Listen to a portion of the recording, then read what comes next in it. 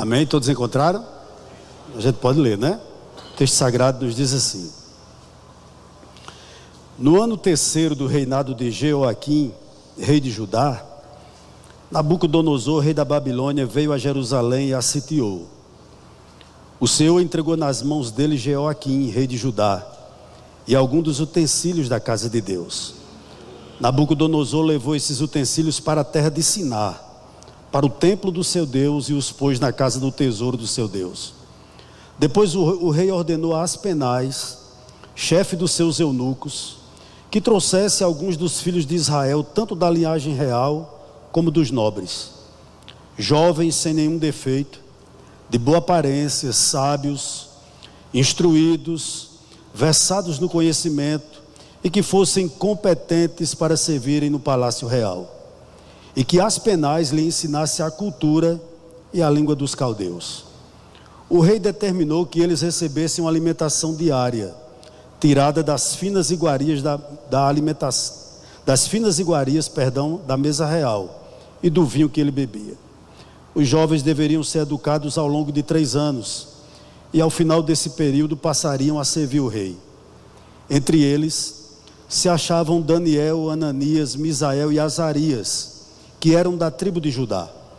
O chefe dos eunucos lhe deu outros nomes, a saber, a Daniel, o de Beltesazar, a Ananias, o de Sadraque, a Misael, o de Mesaque, e a Azarias, o de Abidnego. Daniel resolveu não se contaminar com as finas iguarias do rei, nem com o vinho que ele bebia. Por isso, pediu ao chefe dos eunucos que lhe permitisse não se contaminar. E Deus concedeu a Daniel misericórdia e compreensão da parte do chefe dos eunucos. Porém, o chefe dos eunucos disse a Daniel: tenho medo do meu senhor, o rei, que determinou que vocês devem comer e beber. E se ele perceber que o rosto de vocês está mais abatido do que o rosto dos outros jovens da mesma idade, se isso viesse a acontecer, vocês poriam a minha cabeça em perigo diante do rei. Versículo 11. Então Daniel foi falar com o cozinheiro-chefe, a quem o chefe dos eunucos havia encarregado de cuidar de Daniel, Ananias, Misael e Azarias. Daniel disse a ele: por favor, faça uma experiência com esses seus servos durante 10 dias. Dê-nos legumes para comer e água para beber. Depois compare a nossa aparência com a dos jovens que comem das finas iguarias do rei. Dependendo do que enxergar, o Senhor decidirá o que fazer com esses seus servos. O cozinheiro-chefe concordou e fez a experiência durante 10 dias. No fim dos 10 dias, a aparência dos 4 jovens era melhor, e eles estavam mais robustos do que todos os jovens que comiam das finas iguarias do rei. Com isto, o cozinheiro-chefe tirou deles as finas iguarias e o vinho que deviam beber, e lhe dava legumes. Ora, a estes 4 jovens Deus deu o conhecimento e a inteligência em toda cultura e sabedoria, mas a Daniel deu inteligência para interpretar todo tipo de visões e sonhos. Ao final do tempo determinado pelo rei, para que os jovens fossem levados à sua presença, o chefe dos eunucos os levou à presença de Nabucodonosor. Então o rei falou com eles, e entre todos não foram achados outros como Daniel, Ananias, Misael e Azarias. Por isso passaram a servir o rei. Verso 20. Em toda matéria de sabedoria e de inteligência, sobre que os reis lhe fez perguntas, os achou 10 vezes mais sábios do que todos os magos e encantadores que havia em todo o reino. Daniel continuou ali até o 1º ano do reinado de Ciro. Vamos orar? Senhor, aqui está a tua santa palavra. Nós nessa noite, Senhor, concordamos com a oração que já foi feita, mas também te pedimos que, pela tua infinita graça e misericórdia, tu fale ao nosso coração nessa noite, Pai. Eu oro pela minha vida, para que tu lembre aquilo que eu meditei, aquilo que eu orei, que tu possa fazer com que eu seja fiel ao texto sagrado. Eu quero que meus irmãos que estão aqui, minhas irmãs que estão aqui, aqueles que nos acompanham de forma remota nesse exato momento, Senhor, sejam edificados pela tua palavra, sejam, meu Deus, exortados pela tua palavra, ó Deus, sejam desafiados pela tua palavra, mas que ao término dessa pregação, Senhor, nós tenhamos a certeza que tu nos ama tanto, que mais uma vez, através da vida de um simples mortal, Tu pôde falar ao nosso coração. Essa é a nossa oração nessa noite, Senhor, em nome do Teu Filho amado Jesus Cristo, que vive e que reina para todo sempre. Amém. Os irmãos podem sentar.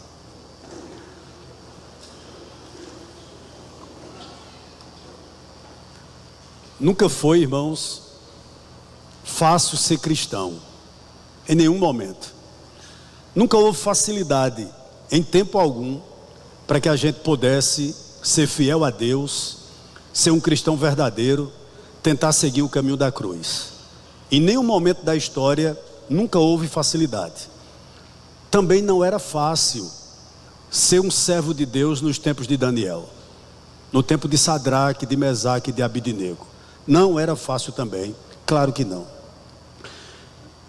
É interessante que após a reforma do rei Josias, que foi a última grande reforma que teve a tribo de Judá, depois da reforma desse rei, simplesmente o povo voltou a se esquecer de Deus.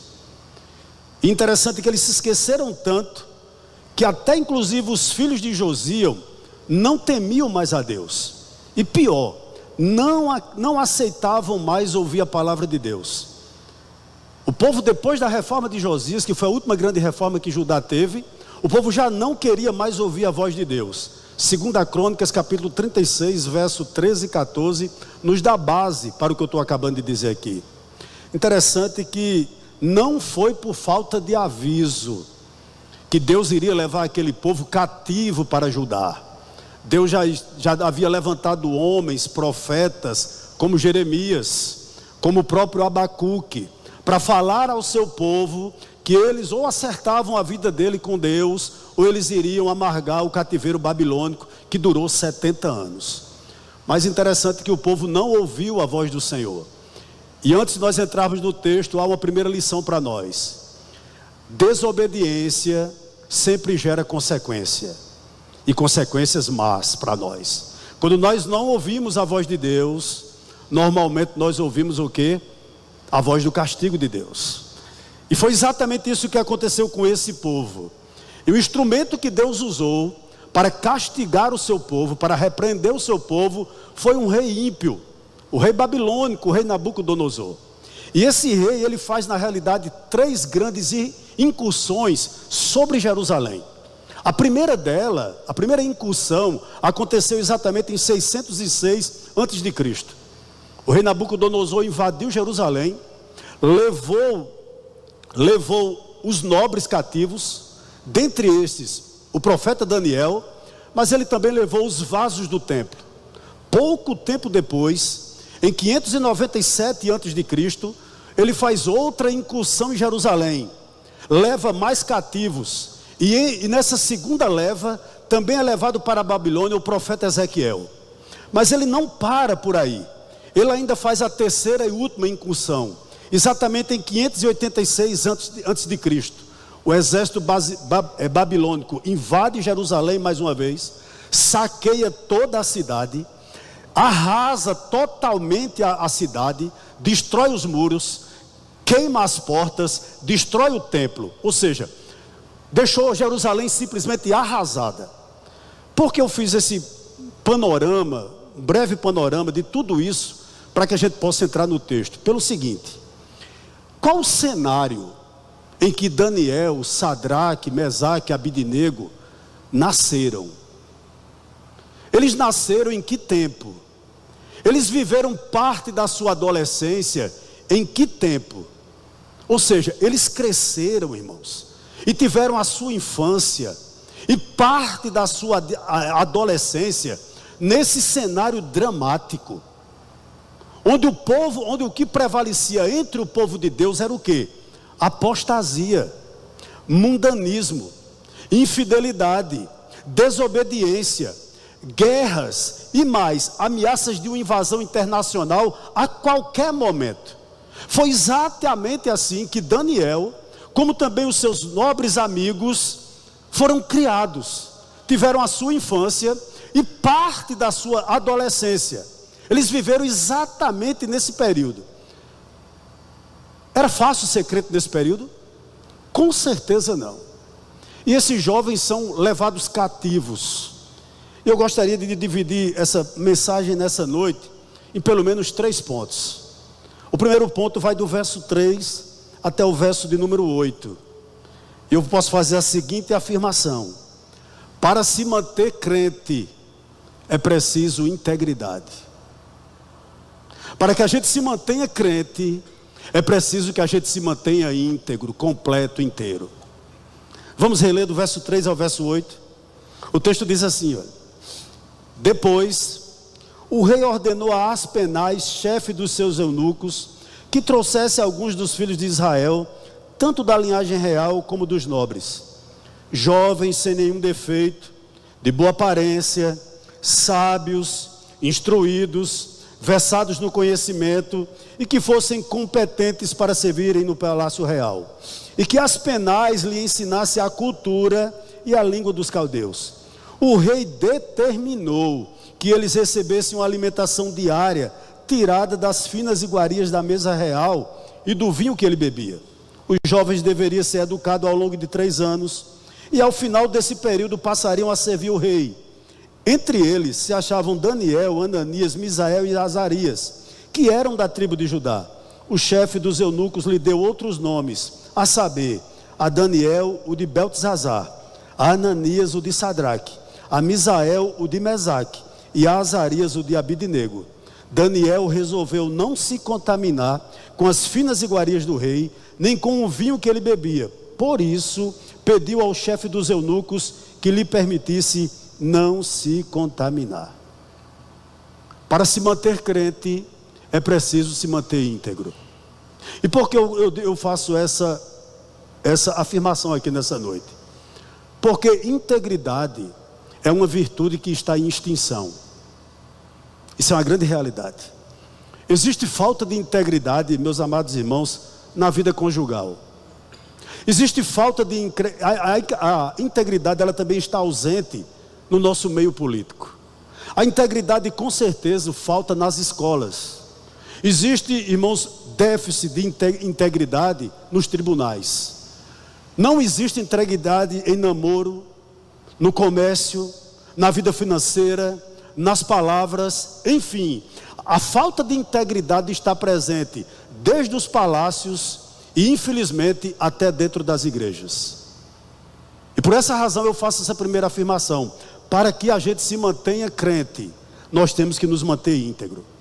Quando você olha para essa passagem, entre outras passagens desse livro, eu considero a vida desse jovem, de Daniel, de Sadraque, de Mesaque e de Abidnego, um farol para nos ensinar o caminho a seguir. Principalmente nós que vivemos também no meio de uma sociedade, numa cultura que é muito relativista. A nossa cultura é proibido proibir. Cada um tem a sua verdade. Existe até um evangelho para cada gosto, dependendo do freguês. Então, integridade é algo extremamente difícil, inclusive nos púlpitos. Inclusive nos púlpitos. Eu chamo a sua atenção inicialmente para o verso 3 e 4. Depois o rei ordenou a Aspenaz, chefe dos seus eunucos, que trouxesse alguns dos filhos de Israel, tanto da linhagem real como dos nobres, jovens sem nenhum defeito, de boa aparência, sábio, instruídos, versados no conhecimento, e que fossem competentes para servir no palácio real, e que Aspenaz lhe ensinasse a cultura e a língua dos caldeus. Quando você olha para o verso 4, você pode perceber quantas virtudes esses homens tinham. Eles tinham conhecimento, eles tinham discernimento, eles eram jovens diferentes que se destacavam, tinham boa aparência. Veja quantos atributos que podia impressionar qualquer pessoa. Impressionou Nabucodonosor, o homem mais famoso da terra no momento. Ele ficou impressionado com as qualidades daquele jovem. Atente para o seguinte: quando Daniel e seus amigos chegam na Babilônia, os comentaristas entendem que eles tinham algo em torno de 17 anos. Veja como eles eram jovens, com 17 anos, na realidade adolescentes, que impressionava pelos seus atributos, inclusive os atributos físicos. Eles eram jovens bonitos, eles eram jovens que tinham conhecimento, eles eram jovens competentes, que se destacavam. E aquilo chamou a atenção de muita gente, inclusive do rei. Imagina aí você chamar a atenção de um rei, a ponto dele mandar convidá-los. Mas uma coisa me chamou a atenção: diante de todos esses atributos que eles tinham, existia também um agravante na vida daqueles homens, daqueles jovens. Porque o mundo diz o seguinte, que quem é jovem está na idade de fazer bobagem, né? Muitas vezes a gente relaciona irresponsabilidade com juventude. Mas esses 4 jovens, eles sabiam o que era certo e o que era errado. Eles chegam ali naquele lugar com Deus no coração. Eles sabiam, apesar do cenário de dor que foram criados, apesar do status quo que eles viviam lá no povo de Deus, lá em Jerusalém, eles sabiam que Deus eles serviam. Eles tinham convicção. E eram jovens que tinham coragem de ser diferentes. Eles estavam no alvorecer da vida, mas eles não se misturavam com aqueles que se entregavam ao relativismo moral. Eles chegaram com convicção naquele antro de pecado que era a Babilônia. Você me permite um parênteses aqui nessa noite? Quando você vai olhar a história do povo de Judá, antes, para fugir do domínio egípcio, o povo de Judá, o próprio povo desses jovens, eles fizeram, irmãos, eles foram buscar, não no Senhor, mas eles foram buscar auxílio na Babilônia, para escapar do domínio egípcio. E por que eu estou trazendo esse detalhe à tona aqui nessa noite? Quando nós deixamos de confiar em Deus, para fazermos alianças perigosas, para começarmos a fazer concessões suspeitas, quando nós deixamos de confiar no Senhor, e fazemos concessões, que nós não deveríamos fazer, com certeza, nós entramos numa rota de colisão, e caímos no abismo. Esse povo foi para o cativeiro também, porque eles deixaram de confiar em Deus, para confiar numa nação pagã. E aqui chega esses jovens com essa convicção na mente. E eu tenho aqui uma primeira aplicação para mim e para você nessa noite. Abra seus ouvidos, por gentileza. Nenhum inimigo pode ser mais perigoso para nós do que os amigos que tomam o lugar de Deus em nossas vidas. Não existe algo mais danoso. Os amigos que tomam o lugar de Deus em nossa vida, ou aqueles amigos que tentam nos afastar de Deus. Esses jovens chegam ali na Babilônia com coragem de ser diferentes, com coragem, irmãos, de fazer aliança com quem deveria e dizer não com quem eles não deveriam se aliar. Mas vamos adiante. Eu gostaria de lhe dar um primeiro conselho baseado no verso 3 até o verso 8. Não permita que seu coração fique azedo. Sabe por que muitos naufragam na fé? Porque eles entram para o Evangelho e não guardam o coração. E por que eu faço essa afirmação aqui? No meio de tantas tragédias terríveis, esses 4 jovens não permitem que os seus corações fiquem azedos. Por que isso é importante? Porque eles tiveram muitas perdas. Você me perguntaria quais? Primeiro, eles perderam a liberdade. Eles viajaram algo em torno de 1.100 quilômetros, de Jerusalém até a Babilônia. Interessante, eles não saíram de casa como estudantes. Eles não receberam um convite para ir à Babilônia.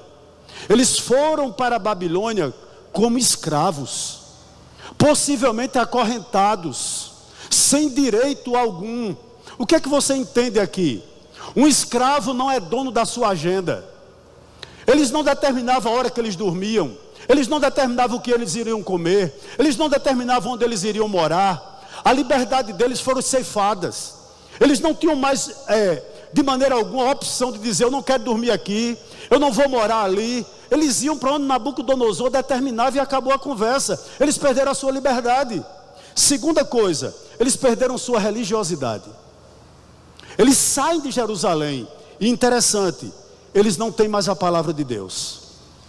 Foi tirada isso deles, foi tirado isso das suas mãos. Eles não têm mais os sacerdotes, Eles não têm mais o templo.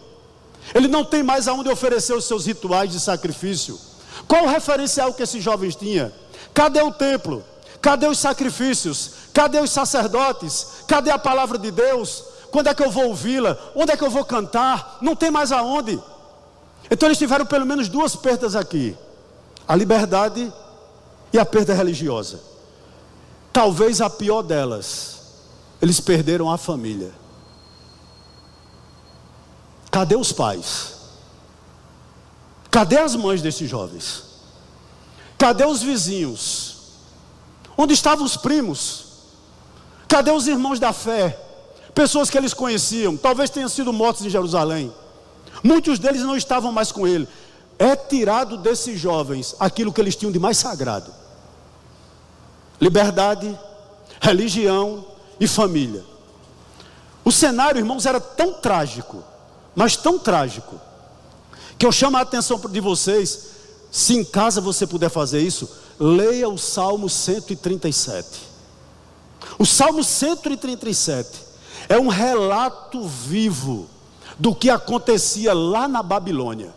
Quando você lê o Salmo 37, você entende que o povo de Deus ali se entregava à depressão, que o povo de Deus ali era um povo nostálgico, tinha saudade de Jerusalém. Havia choro no meio do povo de Deus, havia desânimo no meio do povo de Deus, havia amargura no meio do povo de Deus, havia ódio no meio do povo de Deus. Veja que coisa terrível. E no meio de uma cultura dessa, sem absolutos morais, sem conhecimento do Deus verdadeiro, onde campeava a idolatria, feitiçaria, enfim, onde o pecado campeava solto, na terra das liberdades sem fronteiras, na terra do pecado atraente e fácil, exatamente nessa terra, esses jovens decidiram ser luz. Sem referencial algum, esses jovens vão para esse lugar aqui, para serem testemunha fiel de um Deus que os babilônios não conheciam, mas eles conheciam. Exatamente nessa terra aqui, eles conseguiram ser fiel a Deus, em uma terra estranha. Por que, você me pergunta? Porque eles não deixaram que o seu coração se corrompesse. Eles foram para aquele lugar, mas eles mantiveram a sua fé. Ponto 2, verso 8 até o verso 14. Vamos um pouquinho adiante com ele. Diz assim o verso 8: Daniel resolveu não se contaminar com as finas iguarias do rei, nem com o vinho que ele bebia. Por isso pediu ao chefe dos eunucos que lhe permitisse não se contaminar. E Deus concedeu a Daniel misericórdia e compreensão da parte do chefe dos eunucos. Porém o chefe dos eunucos disse a Daniel: tenho medo do meu senhor, o rei que determinou o que vocês devem comer. E se ele perceber que o resto de vocês estão mais abatido do que o rosto de vocês está mais abatido do que o rosto dos outros jovens da mesma idade, se isso viesse a acontecer, vocês poriam a minha cabeça em perigo diante do rei. Então Daniel foi falar com o cozinheiro-chefe, a quem o chefe dos eunucos havia encarregado de cuidar de Daniel, Ananias, Misael e Azarias. Daniel disse a ele: por favor, faça uma experiência com esses seus servos durante 10 dias. Dê-nos legumes para comer e água para beber. Depois compare a nossa aparência com a dos jovens que comem das finas iguarias do rei. Dependendo do que enxergar, o Senhor decidirá o que fazer com esses seus servos. O cozinheiro-chefe concordou e fez a experiência durante 10 dias. Para continuar crente, num mundo tão corrompido como nós vivemos, é preciso tomar decisões firmes. Você precisa ser íntegro, mas você também precisa tomar decisões. E foi exatamente isso que ele fez. Mas antes de falar sobre essa decisão que eles tomaram, eu gostaria de abrir um parênteses aqui, a partir do verso 10 até o verso 12. Por quê? Interessante que foi dito o seguinte: a firmeza com que Daniel e seus amigos tinham em tomar decisões, mas ao mesmo tempo a gentileza que eles tinham, porque foi dito a eles que eles deveriam comer determinadas coisas, Mas eles vão, na realidade é Daniel que vai, até o chefe dos eunucos, e também ele vai ao cozinheiro, a pessoa que estava responsável de preparar aquela alimentação para ele. Ele vai até eles falar com aquele pessoal. Interessante que quando a ordem saiu, Daniel poderia muito bem dizer o seguinte: eu não como e acabou, eu não como e azar do rei, nós somos crente, ponto final. Mas ele não fez isso. Ele foi até onde o chefe dos eunucos estava, e depois ele foi até onde o cozinheiro maior estava, e falou com aquele homem como? Com gentileza, né? Ele sabia ser educado com as pessoas. Ele não disse eu não como e acabou, não. Ele tinha tato, ele tinha discernimento, ele tinha gentileza de tratar as pessoas. O que é que eu aprendo aqui?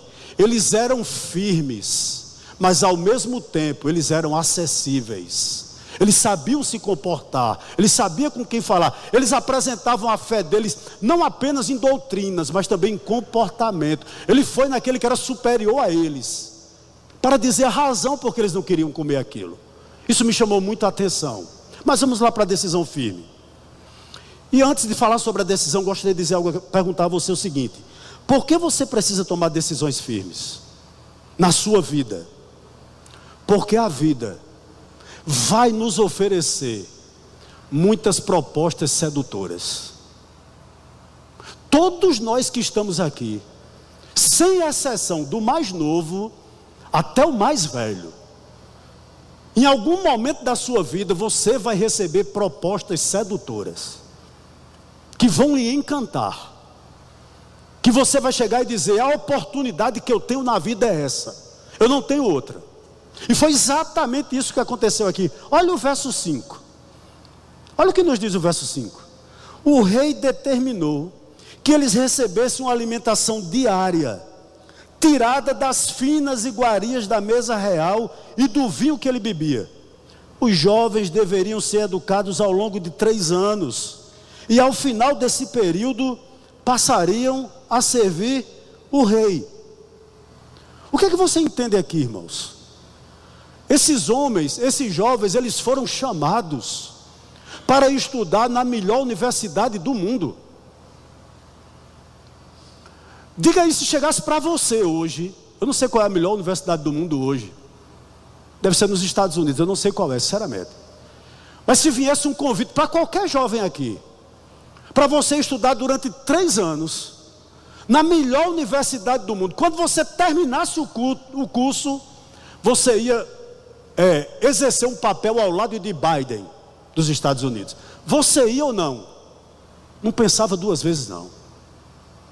Era exatamente essa proposta sedutora que chegou a Daniel e a seus amigos. Eles passariam 3 anos dentro daquela universidade, e eles foram. E ao terminar aquele curso, já saía de lá com um emprego público, no primeiro escalão do governo mais poderoso do mundo. Era uma chance de ouro ou não era? Claro que era. Mas ao mesmo tempo era um teste de fé. Eu tenho certeza absoluta que todo pai, toda mãe responsável que está aqui nessa noite, e que visse seu filho receber uma proposta dessa, você ficaria feliz. Quem não ficaria? E qualquer jovem que está aqui recebesse uma proposta dessa, com certeza você não pensaria 2 vezes, arrumaria sua mala e iria. Eu tenho quase certeza absoluta disso. Mas a pergunta que eu lhe faço é a seguinte: o que adianta você ganhar o mundo inteiro e perder a sua alma?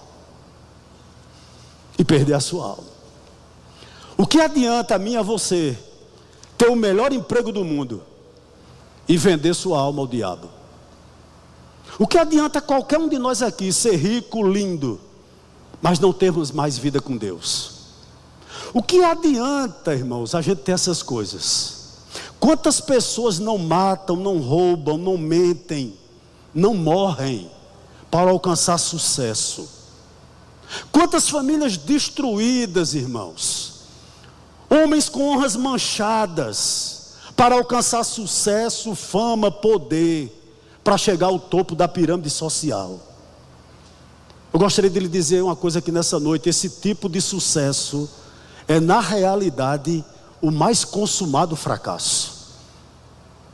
Perceba uma coisa aqui, qual era o desejo do nosso adversário com esses jovens? Esqueça que vocês são judeus. Esqueçam Sião. Tornem-se babilônicos. Essa era a grande mensagem aqui. Ou seja, tornem-se mundanos. Esse era o alvo principal que estava acontecendo exatamente aqui. Pronto, deixe de ser crente e está tudo bem. A proposta é sedutora, você vai ter estabilidade financeira para sempre. Basta apenas você dizer que não é mais crente. Esqueça Jerusalém, esqueça Sião, esqueça os rituais, esqueça sacerdote, principalmente esqueça a palavra de Deus. Era isso que eles queriam. Esqueçam que são servos de Deus e tornem-se servos de Nabucodonosor. Que proposta sedutora, que proposta sedutora. E como isso seria feito? Está aqui, irmãos. Coma as finas iguarias do rei. O que eram essas finas iguarias do rei? Eram vinho e comida sacrificada a ídolos. Os judeus jamais poderiam comer aquilo. Jamais um judeu verdadeiro tocaria nesse tipo de carne sacrificada a ídolos. Aí você pode estar dizendo, pastor, não estou comendo carne sacrificada a ídolos. Mas como essa proposta chega hoje a nós? Eu vou lhe dizer, deixe de ser radical. Você é muito radical. Você é muito puritano. Por que criar um caso com uma coisa tão pequena como essa? É só hoje, né? Transgrida apenas hoje. Pense no seu emprego. Pense na oportunidade que você vai perder. Deixe de radicalismo. A gente escuta isso todo dia, irmãos. E esses jovens preferiam o quê? Perder o emprego. Eles preferiam sair da universidade do que pecar. Se era para irem para aquele ambiente e comer carne sacrificada a ídolos, eles não iriam. Nem que fosse por um instante, nem que fosse por um momento, eles não transgrediam. E infelizmente hoje, todos nós, talvez nós somos instados, principalmente os jovens, a se embriagar com os amigos. Quantos de nós aqui, irmãos, não recebemos esse tipo de sugestão? Fiquem, curtam a vida de vocês, sabe? Vale a pena. Minta para seus pais. Seja mentiroso, não tenha seus pais como amigos. Tenham amigos mundanos. Quantos de nós não fazemos isso? Infelizmente essas propostas têm chegado. Quantos de nós, irmãos, muitas vezes não flertamos com filmes imorais? Isso é muito triste. A curtir músicas maliciosas que fazem apologia ao sexo fora do casamento. Muita gente curtindo esse tipo de coisa. Há muitas amizades virtuais que não deveriam existir. Está aí as carnes sacrificadas a ídolos. Está aí as finas iguarias do rei. Não é um prato de comida, mas são essas sugestões. E essas sugestões têm apartado muita gente. Tem tirado o nosso foco. Tem desviado os jovens. Tem desviado velhos, tem desviado pastores, tem desviado servos fiéis. Infelizmente é dessa maneira, irmãos. Se você caminhar um pouquinho no livro de Daniel, e você vai chegar no capítulo 3. No capítulo 3, eu não sei onde Daniel estava, mas a Bíblia só diz que estava Sadraque, Mesaque e Abednego. E eles são jogados em uma fornalha de fogo, que foi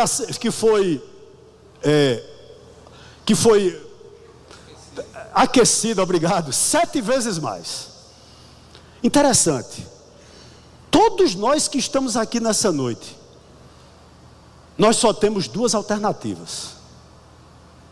Todos nós que estamos aqui nessa noite, nós só temos 2 alternativas, ou 2 escolhas. Ou nós ficamos do lado de fora com Nabucodonosor, ou nós entramos na fornalha de fogo com Cristo. Você não tem uma terceira alternativa. E eu lhe digo um pouquinho mais. O lugar do calor da prova é o lugar da comunhão com Cristo. Você foi chamado para ser diferente. Eu sempre costumo dizer isso lá em casa: não olhe para os tronchos, deixa os tronchos ser troncho. Olhe para quem pode ser referencial. Guarde seu coração. Guarde seu coração. Não, independente do que fulano está fazendo, é problema dele. É problema dele. A nós compete o quê? Entrar na fornalha com Cristo. É o lugar mais seguro. Mas é mais estreito, né? Mas ele também tinha um desejo maligno aqui. E é o verso 6. Olha o verso 6 o que diz. Não era só comer as finas iguarias da mesa do rei, né? Mas o verso 6 diz o seguinte: entre eles se achavam Daniel, Ananias, Misael e Azarias, seus nomes judaicos, que eram da tribo de Judá. O chefe dos eunucos lhe deu outros nomes, a saber, a Daniel, o de Beltesazar, a Ananias, o de Sadraque, a Misael, o de Mesaque, e a Azarias, o de Abidnego. Meus irmãos, entre os hebreus, o nome era resultado de uma experiência com Deus. Interessante que quando esses homens, esses 4 jovens chegam lá, com seus nomes hebraicos, Nabucodonosor diz o seguinte: vamos trocar, porque não basta apenas comer as minhas finas iguarias, é necessário também trocar os nomes. E isso foi feito lá na Babilônia. Daniel, né, significava Deus é meu juiz. Deram outro nome a ele, Beltesazar, que significava Bel, que era um deus pagão, proteja o rei. Ananias significava Jeová é misericordioso.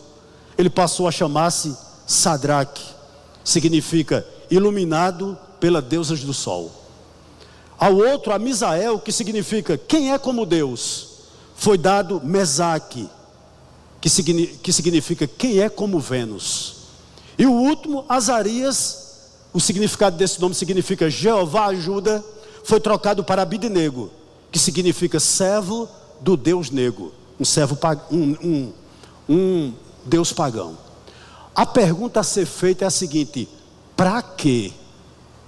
Qual o objetivo que Nabucodonosor tinha nisso, em trocar esse nome? Havia algum objetivo nisso? Claro que sim. Qual era? Para varrer, para deletar o nome de Deus do coração deles, para tirar-lhes a convicção sobre Deus da mente deles, e ao mesmo tempo plantar novos valores, plantar novas crenças, sabe? Para o quê? Para que eles pudessem perder o referencial, mudar os marcos, para que ele possa naufragar na fé. Naufragar na fé. Meus amados irmãos que a gente está aqui nessa noite, eu gostaria que você entendesse, todos nós que estamos aqui, a nossa maior batalha, sabe onde é? Na mente. Na mente. A nossa maior batalha é na mente. E o diabo sabe disso. Usando Nabucodonosor, eles queriam dizer o seguinte: esqueçam igreja. Você está num estágio mais avançado. Vocês estão na universidade. Olha só onde tu chegaste. Olha onde é que tu chegaste. Vocês agora o quê? Vocês estão estudando ciência. Eu não estou dizendo que é pecado, irmãos, isso. Por favor, me entenda bem. Mas eles estão recebendo exatamente isso aqui. A Bíblia é retrógrada. A Bíblia é ultrapassada. Você vai ficar apegado a um Deus que falou com você através de um homem. Vocês estão em outros patamares. Vocês estão na maior universidade do mundo. Esqueça isso. Qual é essa filosofia hoje? Não tem nada a ver. Você já ouviu isso?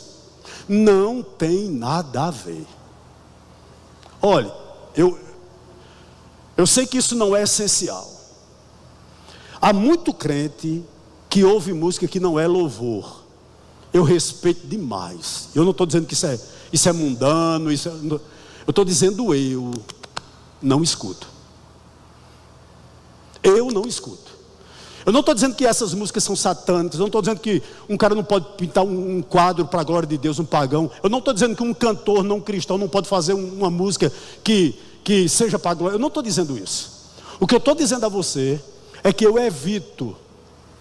Porque a partir do momento em que eu começo a abrir essas brechas, daqui a pouco eu estou escutando Menina Veneno de Hit.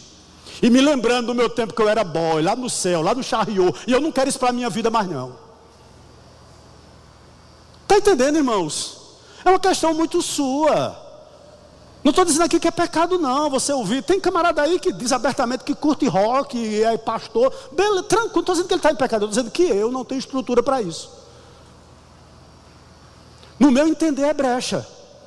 Camarada, tu começa tomando um gole de vinho.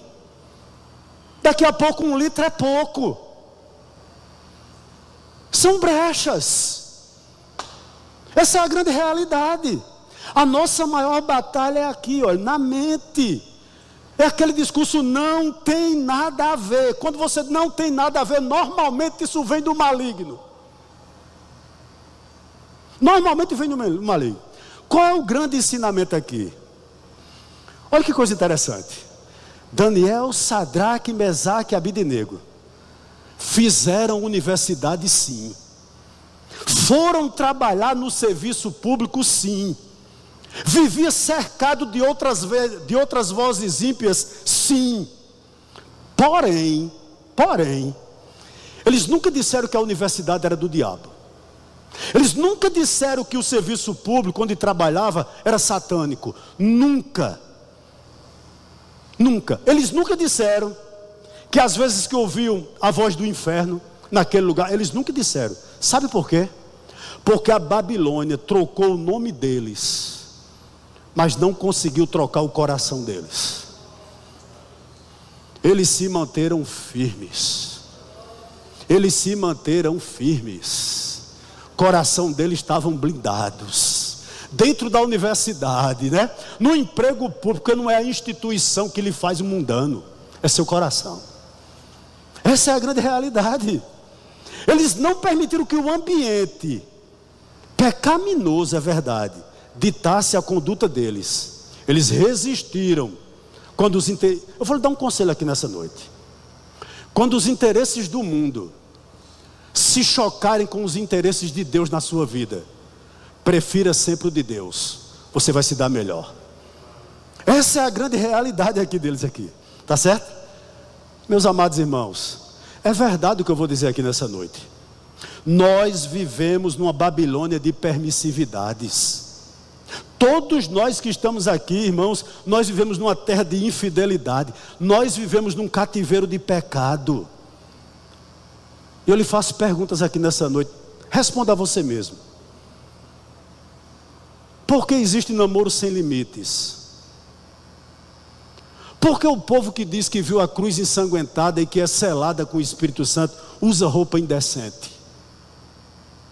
Meus amados irmãos, porque infelizmente nós temos no nosso meio homens usando adornos que são peculiares a mulheres? Por quê? Porque nós temos no nosso meio jovens que ficam desobedientes a pais e mães. Por quê? Eu vou lhe responder por quê. Porque o grande projeto de muita gente dentro da igreja é o mundo e não honrar a Deus. Para esses 4 jovens aqui, fidelidade a Deus era inegociável.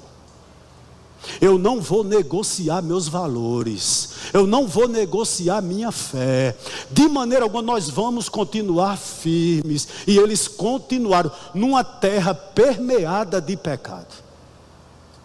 Permeada de pecado.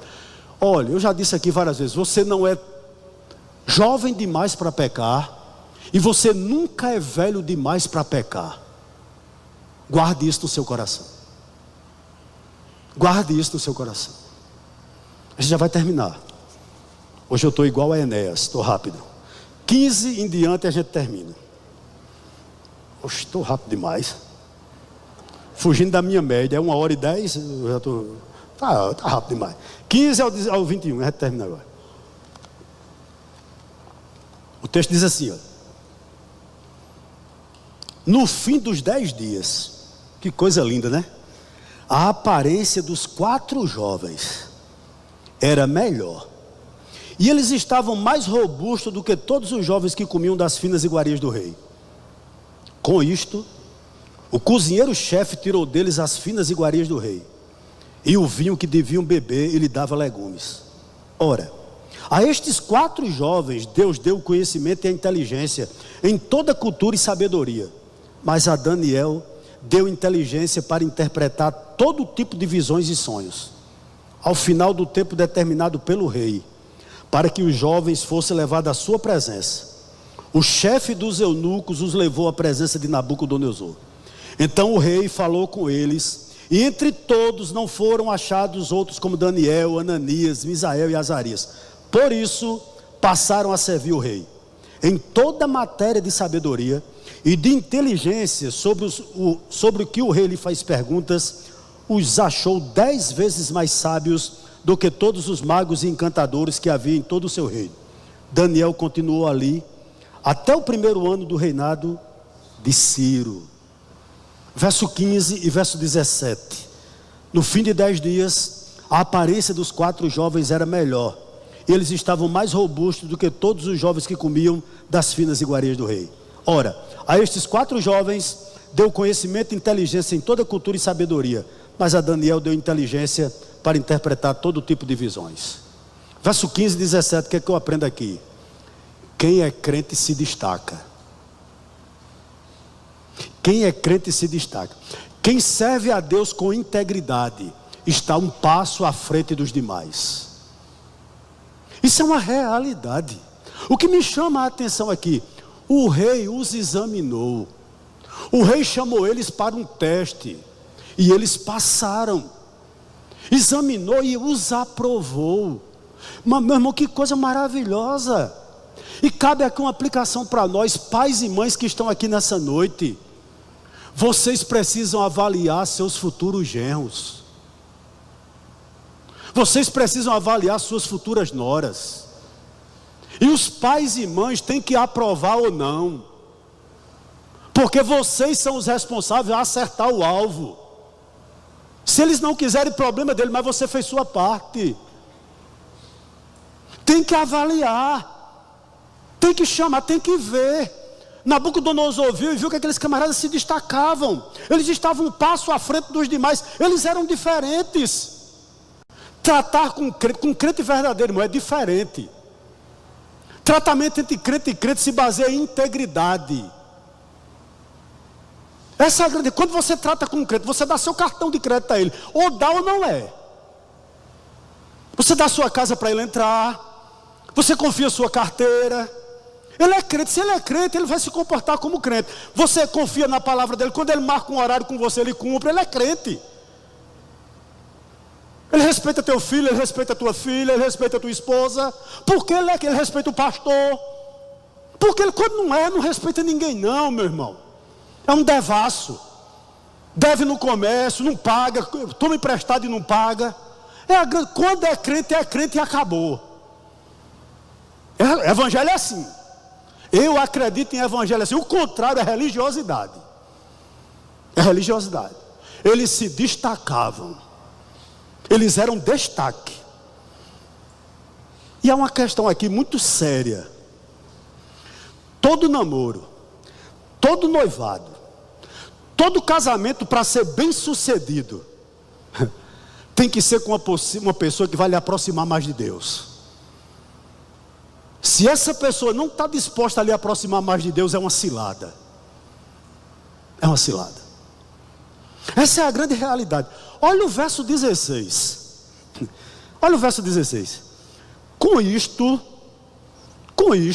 ou seja, por eles se destacarem, né? Com isto, o cozinheiro-chefe tirou deles o quê? As finas iguarias e o vinho que deviam beber, e lhe dava o quê? Legumes. O que eu aprendo aqui no verso 16? Abra seus ouvidinhos aí. Sabe por que as coisas ilícitas lhe procuram? Sabe por que o pecado adora você? Porque você dá brecha. Veja aqui. Foi insistente, vocês vão comer as finas iguarias do rei e vocês vão beber vinho. Daniel disse, eu não vou beber não. Sadraque, Mesaque e Abednego também. Eu não vou não. O que foi que o cozinheiro fez? Não adianta insistir com eles. Vamos tirar? É ou não é? Tiago diz o seguinte: sujeitai-vos a Deus e resisti ao quê? E o diabo fugirá de vós. Deixa eu lhe contar aqui uma experiênciazinha. Já contei a minha esposa, já contei a meus filhos, graças a Deus. Vim uma segunda-feira aqui, deixei minha esposa aqui. Aí eu fui tirar a pensão da minha mãe. Era noite. Fui lá no atacadão ali, nesse atacadão novo aqui, né? Na Floriano Peixoto. Era por volta de 8 horas da noite. Eu cheguei, tinha 3 caixas eletrônicas, só um tinha dinheiro. Eu comecei a tirar. Quando eu olhei, do meu lado tinha uma moça, 18 anos, mais ou menos, roupa de academia. Não era bonita não, se amostrava. E a moça começou a me assediar. Eu peguei o dinheiro, eu acho que ela estava me confundindo com o velho da lancha, né? Do cabeça. Botei a mão, botei o dinheiro no bolso e pro carro. O diabo sabe qual é a nossa área fraca. O diabo conhece a mim e conhece a você. Você gosta de tomar vinho? Entenda, eu não estou dizendo que tomar vinho é pecado. Todas as vezes eu tomava 2 dedinhos. E um dia eu cheguei da consciência cristã. Minha esposa é de prova. Para dormir eu digo, vou tomar 2 dedos. Irmãos, eu botei 2 dedinhos, era pérgola o nome do vinho. Foi a última vez que eu tomei. Falei, pérgola, é bom. Botei 2 dedos.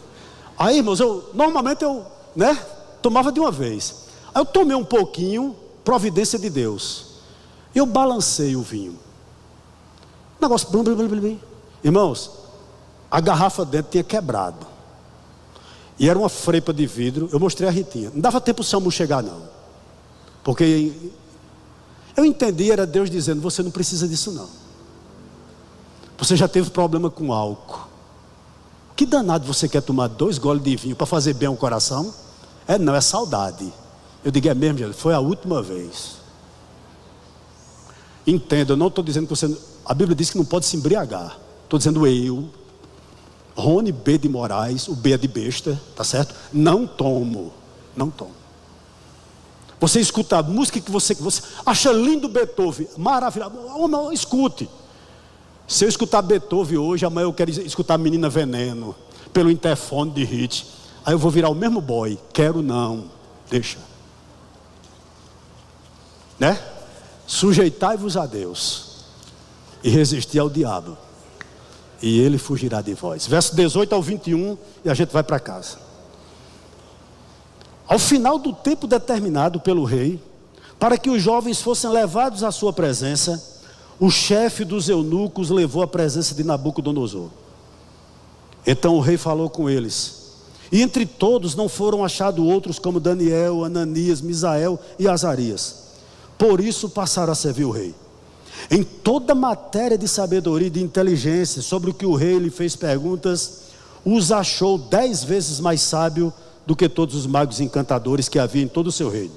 Daniel continuou ali até o 1º ano do reinado de Ciro. Que coisa maravilhosa. Interessante, né? Daniel se torna o primeiro ministro da Babilônia. E Sadraque, Mesaque e Abednego também recebem cargos de destaque no governo babilônico. O que é que você aprende aqui? Muitas pessoas, por ansiar um emprego melhor, por desejar um casamento, infelizmente negociam valores, vendem a consciência, se corrompem e envergonham o nome de Deus. Esse jovem não. Há um ensinamento aqui para nós nessa noite. Se você não é fiel nas pequenas coisas, jamais você será fiel nas grandes. Não tem como você ser fiel nas pequenas coisas, e quando você chegar em algo maior, você continuar fiel. Vou lhe dizer uma coisa, um exemplo bíblico aqui. Mesmo um jovem não casado hoje, ele tem que ser fiel à esposa que vai vir. Se manter fiel desde hoje, pelo namorado que vai vir. Porque se ele não for fiel hoje, ele não vai ser fiel dentro do relacionamento. É a realidade, né? Se você não é fiel nas pequenas coisas, na grande você não será também não. Se você não honra a Deus nas pequenas coisas, jamais você honrará nas coisas maiores, né?